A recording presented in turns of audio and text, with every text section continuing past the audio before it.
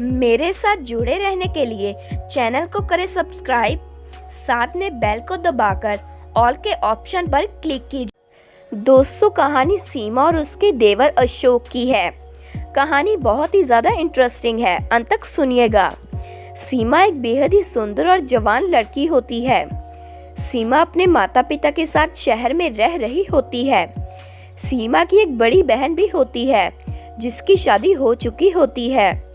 सीमा अपने मोहल्ले में सबसे सुंदर थी। सीमा पर उसके मोहल्ले के सभी लड़के मरते थे।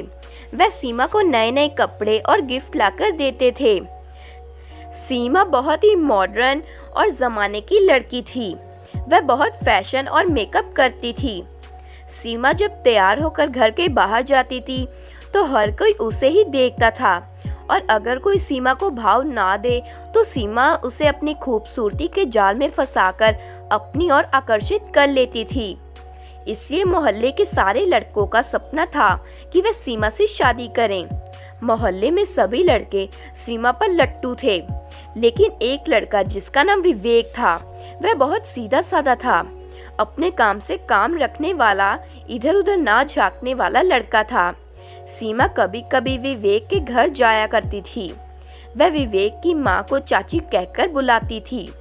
सीमा तब देखती थी विवेक अपने कमरे में बैठा पढ़ता रहता है और उसकी ओर जरा भी आंख उठाकर नहीं देखता। सीमा जब जीन टॉप पहन मेकअप कर विवेक के घर जाती थी, लेकिन विवेक सीमा को नहीं देखता। इसलिए सीमा को थोड़ा गुस्सा आ जाता। वह विवेक की माँ से कहती, चाची विवेक तो उससे बात ही नहीं करता, उसकी ओर देखता ही नहीं, ऐसा भी क्या हुआ? तो विवेक की माँ सीमा से कह देती है, बेटा मेरा बेटा तुमसे काफी अलग है। वह बहुत सीधा और अपने काम से काम रखने वाला है। तुम उसे दूर ही रहो। अच्छा है उसे मत अपने जैसा बना देना। सीमा को विवेक की माँ की ये बातें कड़वी लगती हैं, लेकिन जो भी हो, भले विवेक सीमा को भाव ना देता था, उसकी ओर देखता नहीं था, लेकिन विवेक के दिल में सीमा के लिए प्यार बहुत था। वह सीमा से बहुत प्यार करता था, बस कहने से डरता था। इसलिए वह सीमा को ही देखता नहीं था। विवेक अपना प्यार सभी से छुपाए रखता था, लेकिन कहीं ना कहीं सीमा ये जानती थी विवेक उसे चाहता है, उससे बात करना चाहता है, लेकिन सीमा भी अभी चुप थी। ऐसे करते करते 1 साल बीत जाता है। सीमा और विवेक में कोई बात करने के लिए नहीं पहल करता। इसके बाद सीमा के घर में सभी सीमा की शादी की बातें शुरू हो जाती हैं, लेकिन सीमा तो उसी लड़के से शादी करना चाहती थी जो मन में उसके लिए प्यार छुपाए हुए थे। सीमा सोचती है वह शादी करेगी तो सिर्फ और सिर्फ विवेक से। इसलिए एक दिन सीमा अपनी बड़ी बहन को ससुराल में फ़ोन करती है। सीमा की बहन फ़ोन उठाती है और कहती है, हाँ सीमा बोलो, आज कैसे याद कर लिया? सीमा उदास सी होकर अपनी बड़ी बहन से उसका हालचाल पूछती है। सीमा की बहन उसे कहती है, क्या हुआ, तू बहुत उदास लग रही है? तो सीमा कहती है, घर में मेरी शादी की बात चल रही है। तो सीमा की बहन कहती है, अच्छा ये बात है, ये तो बहुत खुशी की बात है, तुम क्यों उदास हो?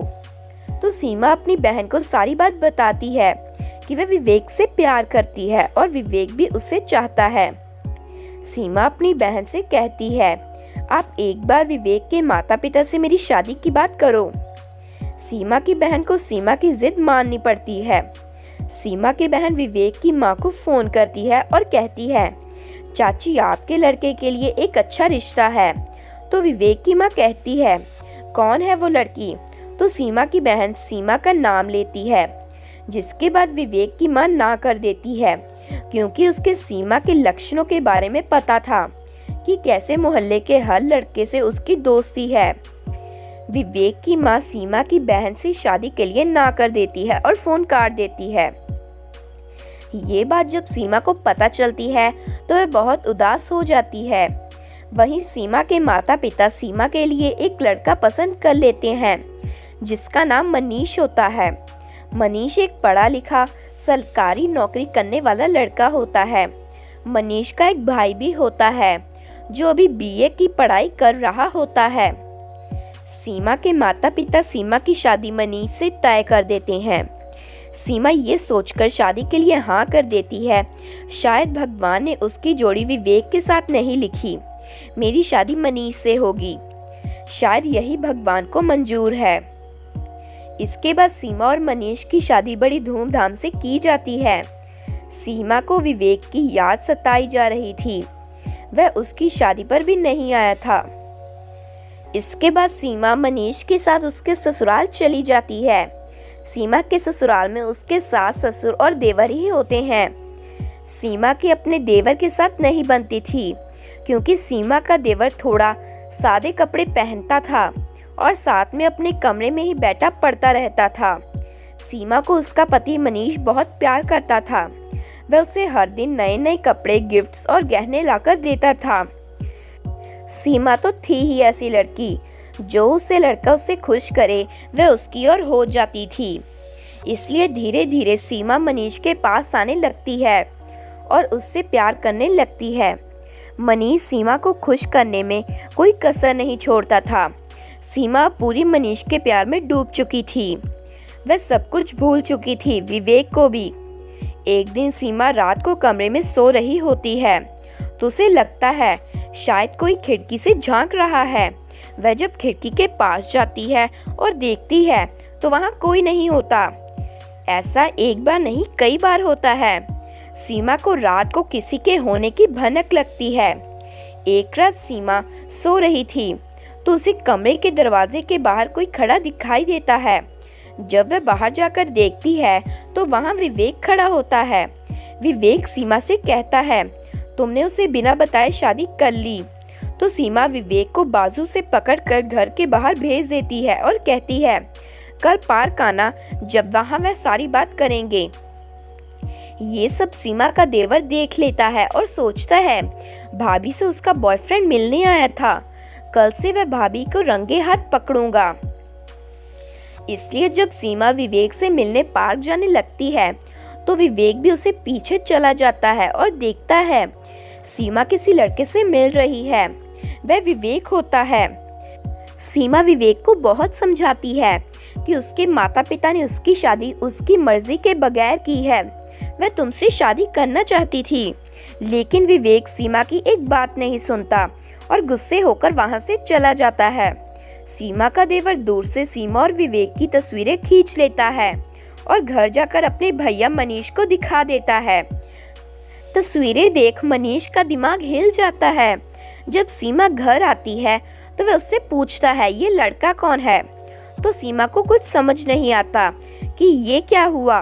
वह कहती है वह पहले उससे प्यार करती थी, वह उससे समझाने गई थी, अब मेरी शादी हो चुकी है, मुझसे दूर रहो। लेकिन कोई सीमा की बात का विश्वास नहीं करता, क्योंकि मनीष को भी पता चल गया था सीमा की उसके मोहल्ले में कैसी पहचान है। मनीष सीमा से दूरी बनाकर रखने लगता है, उससे बहुत कम बात करता है। तब सीमा को बहुत पछतावा होता है कि उसने खुद को लोगों की नज़रों में गिराया है, ये उसका ही दोष है।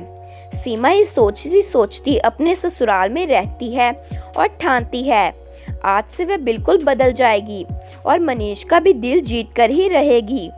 इसी आशा में अब सीमा जीती है। तो दोस्तों, ये थी आज की कहानी।